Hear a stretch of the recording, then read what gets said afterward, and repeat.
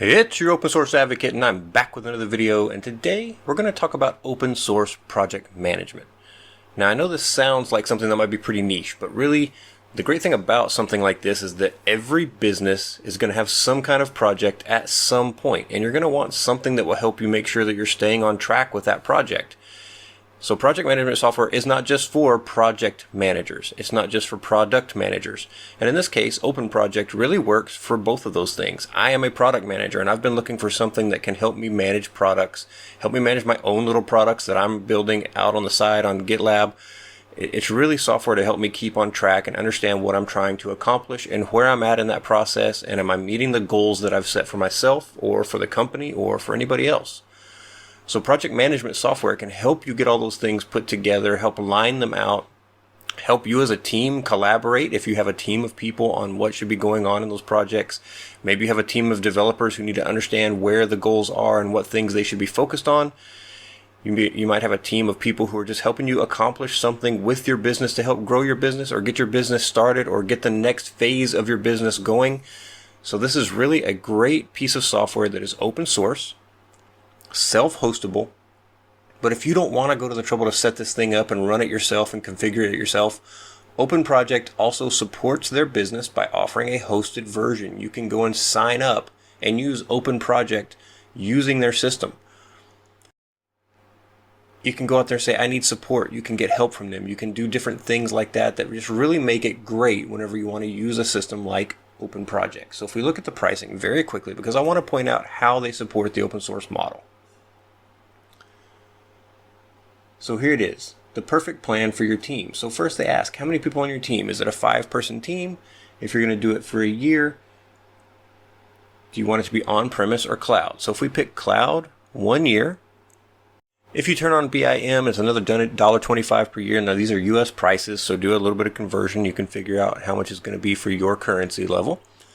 But right here we're looking at $7.25, and it says $7.25 per user per month. This is going to be a 5-person team. You're going to get community features, all of the enterprise add-ons, basic support, which means community support plus email support, which is really nice. And they've got the times listed here so you know when you can get that support. You've got the professional edition. Let's just say you want to move up a little bit.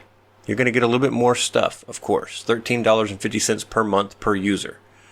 So again, if you're a 5-person team, when you look at this one, you're talking about $36, $37, somewhere in that US. Here, you're talking about kind of doubling that, so we're maybe $75 a month.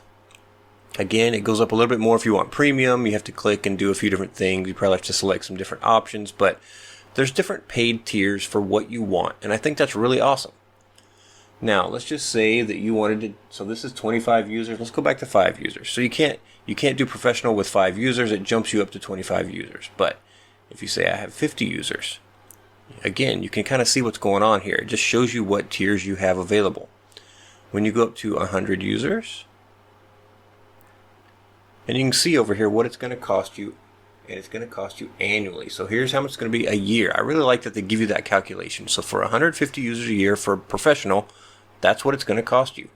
It's going to cost you $26,000. If you're over here, $13,000. Now again, if you've only got a few people, let's just say you've got 10. So it's going to cost you $1,000 for basic. Now again, minimum $25 for professional, so this is your minimum cost per year, $4,400. But really, if you're building a business that is a growing business and you need tools like this and you have a large size team, this is probably a small amount of money compared to your revenue. So just keep that in mind. Now, because we are self-hosters, because we love open source software, I want to show you how to run this in a self-hosted open source way. So we're going to get into how to do that right after this. I want to say thank you to all of my subscribers and all of my patrons over at Patreon. Seriously, you guys make this so worth it for me to do these videos every week. I really truly enjoy it, and I just can't say thank you enough. If you're enjoying these videos, subscribe. Let YouTube know that I'm doing a good job by subscribing to the channel. Plus, you'll get notified when I have new videos coming out. And finally, if you're enjoying what I'm doing, give it a like. Just click on that thumbs up, and that way YouTube knows that you like it, and they'll pass it along to other people that might enjoy my content as well. I really appreciate it. Thank you again. Let's get started. In order to install Open Project, you're going to need a few things. So we're going to use Docker for this. As you know, I love to use Docker. It just makes things really easy, keeps things nice and containerized, which means it's separate from the host system. So if I don't like something I did, I just go blow away the folder we're going to create, and it's done. It's gone. I can just Docker stop it and it's finished. If I like what I did, it's easy to keep, it's easy to upgrade, it's easy to keep things up to date, it's easy to move it around, back it up. So I really like it for this reason. And again, it keeps it very separate from the host system, and it keeps it separate from other containers if I don't want them to communicate. So that said, we're going to use their instructions. Basically, it's very straightforward. I will link to their site just so you can have this, but I'll also have some show notes and things like that for you to use for what I'm doing specifically, just so that you'll have reference to anything that I might be doing a little bit differently or trying to explain in a little bit more of a clear way than what they do. So you're going to want to have a server that has Docker installed. If you don't have that, it's okay. If you want to use your desktop just to try out Open Project first and you want to do that, that's fine. Again, you need Docker installed. The good news is I have a GitLab site out here, and again, I will link to this in the show notes, and I tell you exactly how to go and get this project. But in the show notes itself, I will have a one-liner that will go and help you pull down this little script that I've created. When you run the script, it basically says, hey, do you want to install Docker? Yes. Do you want to install Docker CE or Docker Compose? Yes. Do you want to install Nginx Proxy Manager? If you don't have it already, I recommend it if you're not using some other reverse proxy. It can be a really useful tool for what we're doing. So again, you would reply yes. For any of the things you don't want, just reply no. I have several other containers that I offer up in there just to make it easier to get them started and installed. You don't have to use them. If you don't know what they are, don't worry about it. The last one you might want might be Portainer. So if you don't have a Portainer instance, it's a graphical user interface that lets you control your Docker and other things through a web interface. It's really nice, really clean, gives you a lot of power. I really like it, and it's the community edition, so that's really nice too because that's the open source version of it. But you go through, you install those things, you get it set up, and you'll be ready to go. Now, I've already done that. I don't want to use time in the video to do that. I just wanted to tell you that you've got that option. And again, in the show notes, I will have a line-by-line description of what you need to do and how you need to run it to get it going. If you're not sure if you already have Docker because you feel like you might have done it before, but you can't remember if you did it already or not, just do Docker PS. And you should see something like this that shows you any running containers on your system. If you just get these headers with nothing under it, that means you have Docker. It's just not running anything. And if you get some other error, then you probably don't have Docker installed and you need to go do that. All right, that said, I am logged into my server. I'm SSH'd in. So I have a server that's a virtual server running Ubuntu 22.04 in this case. And I've installed Docker, Docker Compose, and Portainer, and I'm using the Portainer agent because I have a full install of Portainer, and I'm just linking those together so I can control everything from a single interface. So what I want to do now is I want to create a folder for my Open Project container install. So I'm just going to do mkdir-p docker/open project. What this says is make a directory, and the -p tells it if this folder already exists that says Docker, use that folder that exists, but if it doesn't, create it. Then it says the same thing for the next part. If this folder already exists, use it. If not, create it. So we're just going to hit enter. And now if we do cd docker and do ls, you'll see I've got the Portainer folder, and now I've got my Open Project folder. I already had Docker and Portainer there, so it just used the folder that was there and it created the Open Project folder for me. So I'm going to cd into the Open Project folder, just like that. And I'm going to just clear out the terminal so you guys can see this pretty easily. And I want to make this font just one size bigger. I know that's pretty big, but for the guys on the mobile devices, it makes it a lot easier to see what I'm typing. So we're just going to go here, and I'm going to switch back over to their Docker install page. And it says one container per process. So you've got two options when you do the Docker install of Open Project. It's this one, which is one container per process. So what they're saying is each piece of what runs Open Project would have its own container. They say this is recommended, and they want to keep things separate because then they can just update the Open Project application if they need to, and the other ones aren't updated, you don't have to worry about it. If they just need to update the database, they can do that, and you can do that all separately with a single command, which is really nice. But if you're just wanting to try things out and you want everything in one container, you also have this option for this all-in-one container down here. I'm not going to go through this one because I think it's so much more valuable to use the one that they've got right up here. And they tell you how to pull this down. So they tell you to clone this down, and it's going to clone down as a file, and it's right here. So we're just going to copy this command right here. I'll enlarge this, in fact, so you guys can actually kind of see what it says, hopefully. So it says git clone, and it's their github.com/opt/openproject-deploy, and then it says go down one level, get the branch that's stable in number 12, and then put that in open project. So they're helping you pull down this thing in a very, very easy way. So it's going to create a new folder inside the folder we're in already called open project, but that's okay. It's not a big deal. So we're just going to, you can use this little copy button right here. You can highlight it and copy it. It's kind of up to you how you do it, but we're going to do control. Well, I'm going to right click and do paste, but you can also do control shift V like Victor. In most cases, this one uses shift insert, which I don't really like that combo. So it goes out there and it says, hey, here's the command you want to run. I'm going to hit enter and it's going to clone it down. So again, if we do ls, we'll see there's a new folder called open project. Their next command says go into open project, and we'll see right here we've got a few things. We've got compose, which is where our Docker compose files are at. If you like Kubernetes and you know about Kubernetes, here's a Kubernetes folder as well. I don't use Kubernetes, so I'm not going to go into that one. So we're just going to go into the compose folder, and we'll do an ls, and you can see here they've got a few things. They've got this control section. They've got our docker compose.control.yaml, which is fine.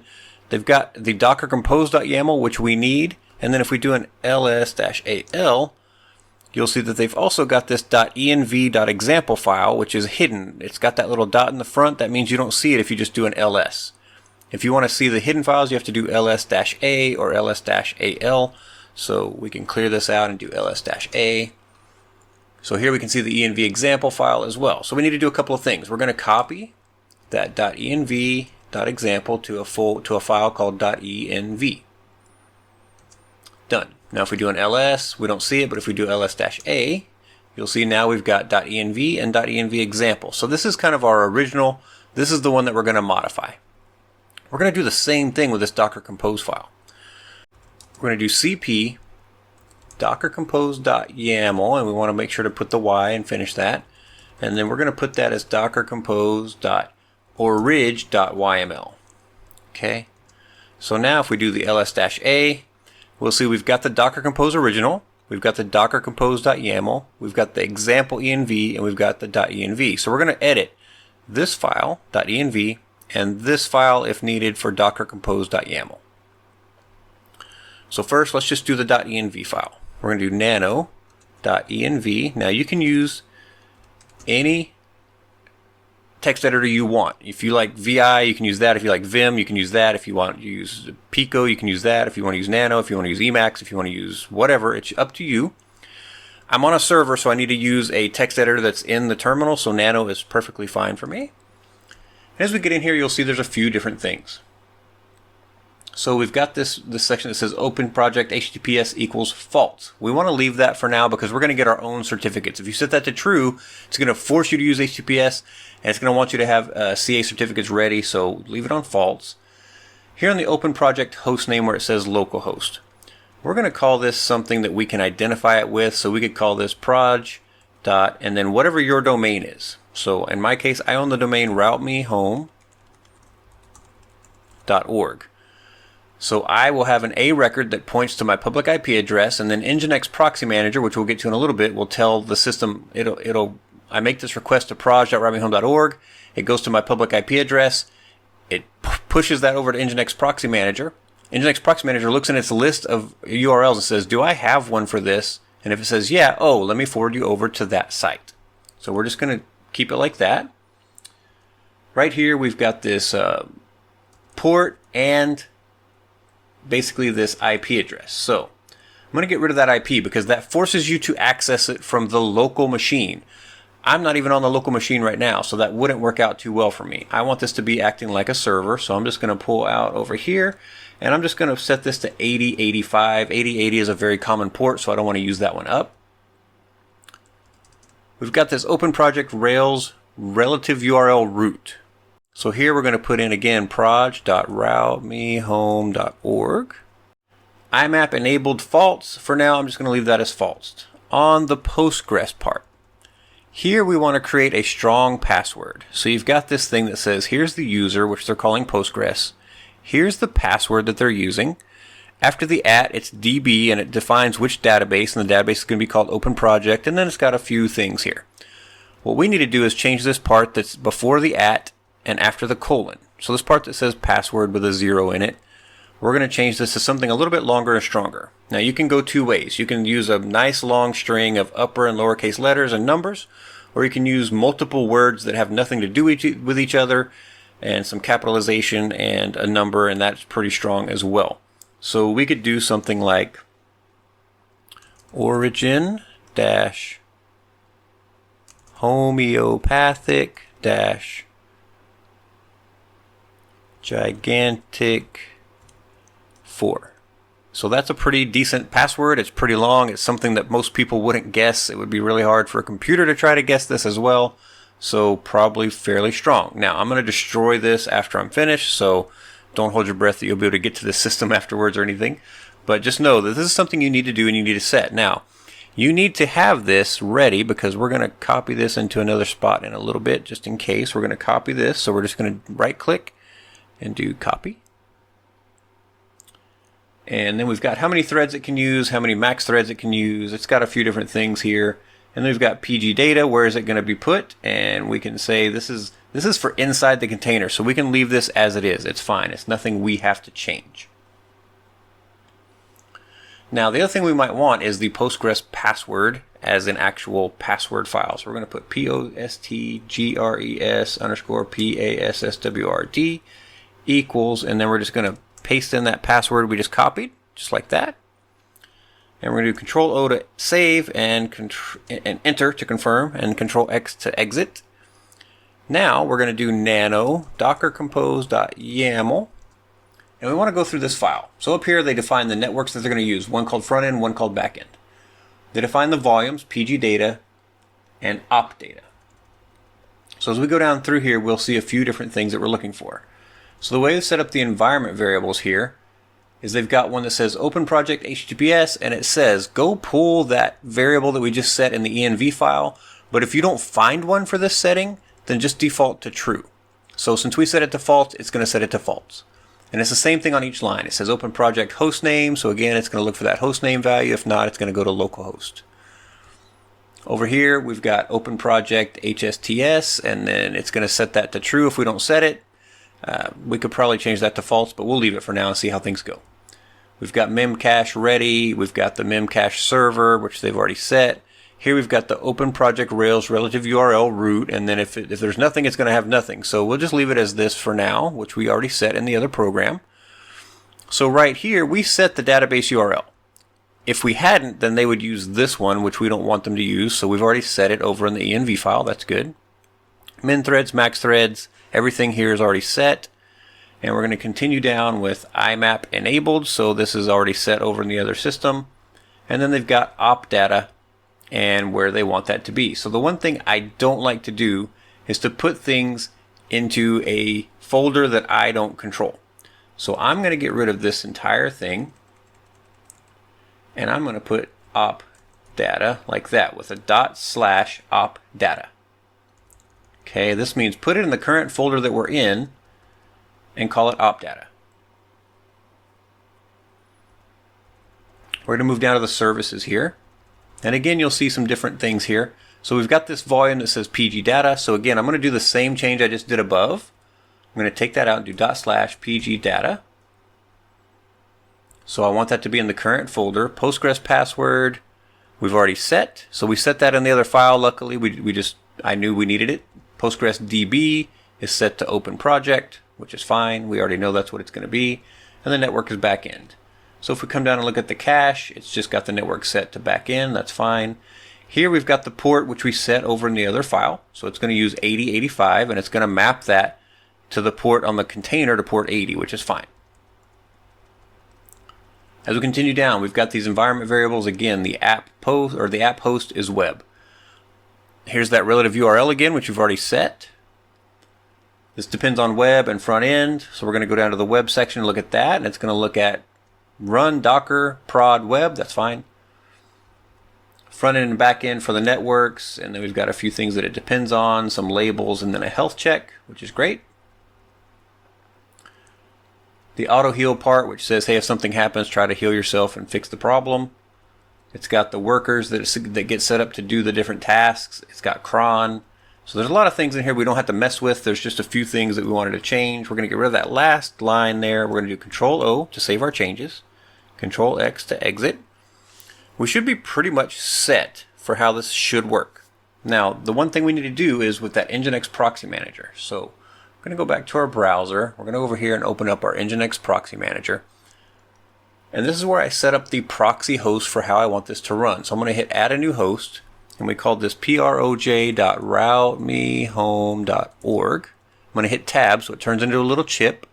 And then I'm going to put in the IP address of my host machine, 192.168.10.84. And on the port, I'm going to put in 8085 because that's the port that we set in that env file. I'm going to say block common exploits, WebSocket support, and I'm just going to save that.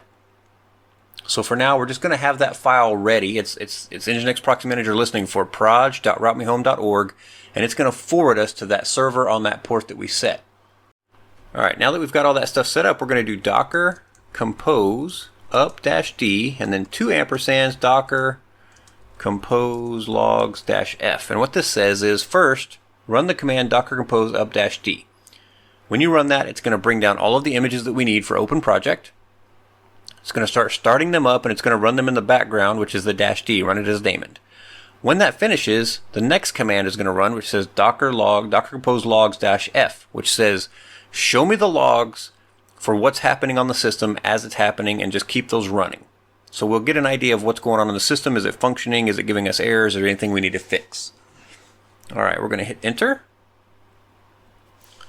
It's going to go out and pull these things down. You'll see it as it's pulling everything down. It takes just a minute. This is a pretty good sized project, so be aware of that. Alright, so we're going to open up the .env file here, and I'll show you what I changed. I just put one thing in that we shouldn't have. So right here on this line that says the URL root, the relative URL root, we should just leave that blank. So if you'll remember, we had it with the actual proj.routemehome.org, and all I did was come in and take this out.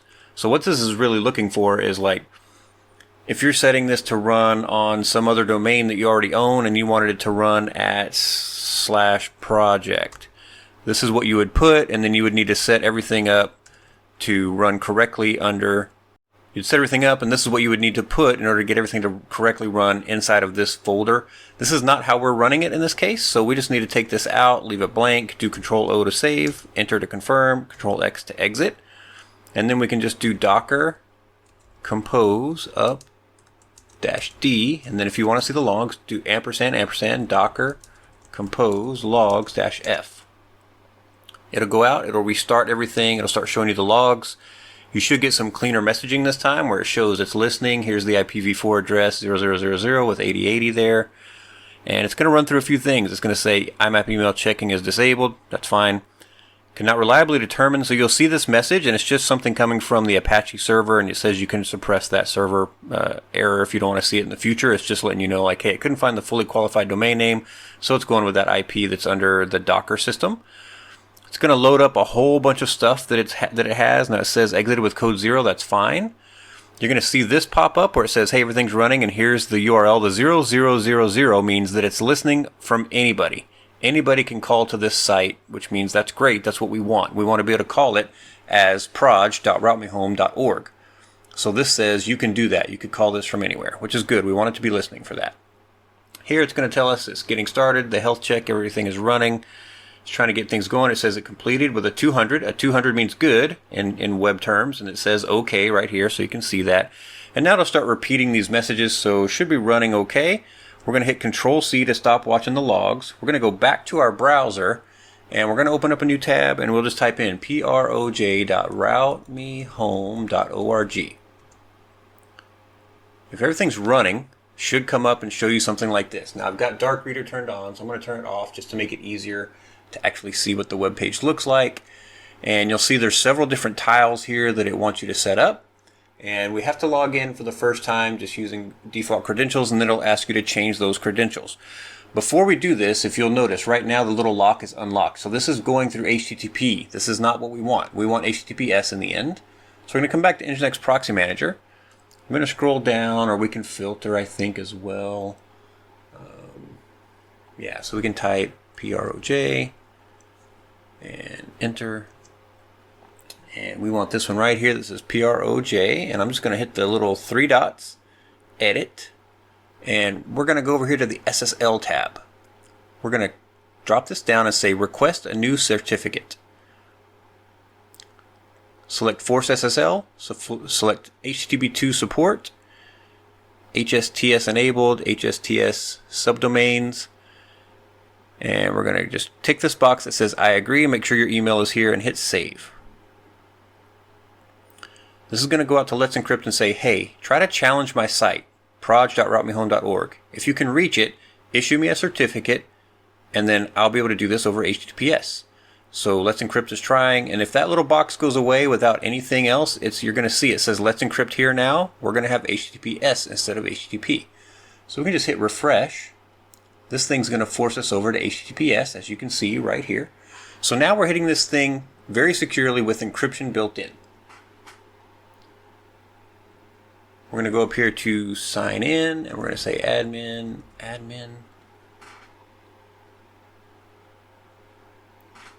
And after that first time of admin, it's going to say, hey, you need to change that password. So we'll put in the current password, and then we need to put in a nice strong password for our new system here. And then we'll hit save. So it's going to ask us, do you want to save these credentials for this site? I don't need to right now, but it's going to tell you, hey, here's Open Project. What language do you want? So there's a bunch of languages to choose from. Depending on where you are, you may want to pick a different one, but I'm going to stick with English. Then it's going to ask you to go through a little tutorial, and this is really useful, so I think it's valuable for you to go through this because they show you a lot of really cool stuff. So they say, do you want to go through this? And you can say skip if you don't want to, or if you're already familiar with Open Project, you can do that, but I'm going to say next. And they'll highlight different sections to show you what you can do and when you can do it, and they kind of tell you about it down here in this section. And what they want to know is, first, just tell us what kind of site you want to run Open Project as. So I'm going to get rid of this thing here. And let's just say we want to do this as a Scrum project site. You might want to be doing something different, but I work in products management, so this is going to be more ideal for what I want. So you can say manage your work in the backlogs view. So over here they're showing you, here's the backlog view. You can just click next. They're going to load up the next page. They're going to show you what all you get, and they're going to tell you a little bit about it, which is great. And then you can click next again. It's a very short tutorial, but they show you here's different controls that you have to do different things. You can click next. Again, you can see here's more information you can get from looking at things. You're going to get this little drop down menu where you can kind of pick what you want to do. Then you can come over here to kind of the board view, which is pretty great. So a nice clean view to see what's going on in your projects. Then they're going to take you to another view in the side panel. Again, just click next. And for each view, they're going to give you a little bit more detail. They're going to load up. So they've got some demo data. That's where all this data is coming from. So it's something for you to start working with, but then you can go and create your own projects and that kind of stuff, and you can not stop worrying about the demo data. I like to leave demo data sometimes because sometimes there's something there that I haven't used yet, and I'm not sure how to do it, and going back and looking at that demo data just gives me an idea real quick. Sometimes it's easier to go read the docs. It just depends. So here they tell you about the work package overview. Then you can see the details, of course. So they're kind of running you through this whole process of what all you can do. And really, it's a lot. There's a lot here and a lot that happens inside of Open Project. It's very, very cool. You can create new things. You can go and see it in different views. You can see a time, kind of a nice Gantt chart of it. Very cool. And then, of course, you can always go back if you need to go back to a different view. And you can pick something different. So now you've got the board view where you can drag things in between the different statuses, which is awesome. You can create your own columns, of course, things like that. Then you can go down and add people to your teams. They're going to talk about that. And for documentation, they do have a built-in wiki, which is pretty awesome. So I think when you're doing any kind of project and you want to document things on top of the different tasks and achievables, it's really super to have something built into the system. Now, you could use a different project or a different product for a wiki, but having it built in, a lot of times you can link those cars to that as well. And once you finish up with the run through, you've got everything here. So they've kind of got this preset system for you. And you can see here that on the short list, so we can move that to probably done for today. This one says never, but you could move it over and say, you know what, we might actually want to do this one. So you can just drag these things around like you always have, and then you can open them up for a little bit more detail. So you can kind of see like what statuses this need to be in. That's pretty nice. We should be able to open these for detail. There we go. You've got details over here on the right. So you can kind of scroll through this, change into the details that you want to change or edit. You've got activity to track what's been going on the tag. Files that are attached. Any related tickets, which again is really nice when you have these card views relating things and making them easy to find is awesome. And then people can be watchers. So maybe somebody's not directly involved with something that's going on here, but they have an interest in it. So they could set themselves up just to watch it and see as it goes through the process to understand what's happening with that project. Maybe they have a dependency for a project they're working on that depends on this thing getting finished, so they can keep an eye, and when it finishes, they can know, hey, I need to go start mine now. So very cool. I like that. Open Project is really awesome, and it's a massive system. It's not something that I could even start to go through in a single session with you. But we've got it up and running. We've created our first user. Let's go look at a few project settings here. So you can change the name, change the description. There's a little bit of information here that you can change for the project itself. Most projects get a special identifier that separates them from other ones, so you could also change the project identifier here if you want to. As an admin user, you do have access to the administration pages as well, so you can see there's a huge menu over here that's worth going through.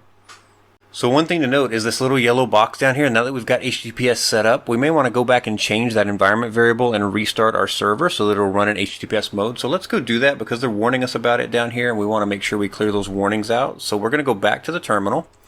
We're going to do nano.env, and if you remember, we had this open project HTTPS false. We're just going to change this to say true. Control O to save, Control X to exit, and we're just going to do docker compose up-d again. And what it'll do is it'll go through and check, is there anything that I need to recreate? So it's going to recreate the different pieces that it needs to, and then it'll bring everything back up and running. Just be a little patient until it says it's done, and then give it about 30 seconds, and you should be able to log right back in. So it says that everything started. We could watch the logs if we want to with docker logs -f, docker compose logs -f. We can kind of see what's happening here. Everything should be good. Looks like it's running okay. It's getting the application started up here. What we want to see is those checks that start coming in where it says 200 okay, and we'll know that the system's up and running. So again, it loads up Open Project. Shows us the information for where it's running. And here we go. Now we've got the 200 okay. So let's go back and see if we need to make any changes inside of our proxy. So if we just do a refresh, that'll give us an idea. Looks like it's running fine. Nothing bad came up when we refreshed, and now the little yellow banner is gone that was giving us that warning. So we're running the system in the way that it should be. We just had to go through a few steps to get there and make sure we got there successfully. Inside of here, you've got your users and permissions. Work packages, which you've seen. You can set custom fields. Enumerations are generally lists. You can set up the working days for your business. System settings, and then a lot of people really like the email and notifications section. This is sometimes a little bit harder to set up. So configure your email provider. In my case, it would be SMTP. The server that you want. So here you would put something like gmail.com or whatever you're using. I use my own server, so I would use this. It is 587 for sending. It's the same for the SMTP domain in my case. Then we would put in our password, so this could be no reply at fixitdelrio.com, and then you'd put in the username and the password for the system. And then I would check Start TLS because my system does use that. And then if you use SSL, you could use that as well. Click Save, and you'd be set up to send emails. And then you can come up here and kind of set up email templates that you want for the system. So there's a bit under design as well. So they're going to kind of show you what you can do and the different things that you can change about it. So they do have the ability to change the design. A lot of times I get questions about white labeling your system and making changes that are more custom to you. This is available, but if you'll read down here, it's really for enterprise. So you need to have a paid subscription for this one if you want to actually do that. Just be aware of that. So there's different colors to select from, which is pretty great. So again, you've got a subsection of time and costs, so you can kind of start calculating time and costs, information like that. So really a ton here under the administration section, which is kind of the setup and settings configuration of your area in the GUI. Very, very cool, very nice, very, very useful. But be aware that that is there. You can jump back to this part at any time. And you can jump back to my page whenever you're ready. So it's going to have a little bit of information about things you might be working on and things you might be interested in. Again, this is demo data that it starts with. Often very useful to have, but sometimes once you've kind of gotten the system running and you're up and going, you might want to get rid of the demo data. This is Open Project. I think it's a really, really awesome open source thing. This is Open Project. I think it's a really amazing piece of open source software, and it's something to help you get things accomplished, help you track projects, help you track different milestones and things that you want to finish in your business and make sure that they're getting done. And when there's blocks, that you're taking care of those things and keeping things moving forward. I hope you enjoyed this. If you did, like, subscribe, tell your friends about it so they can come along in the open source journey with us, and I'll talk to you next time.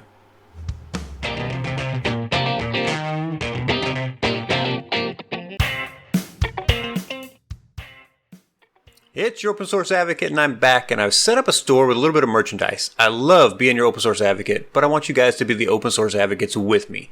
So if you want to, get out there and get some of this stuff. And if you do, let me know what you think of it. Thank you for subscribing.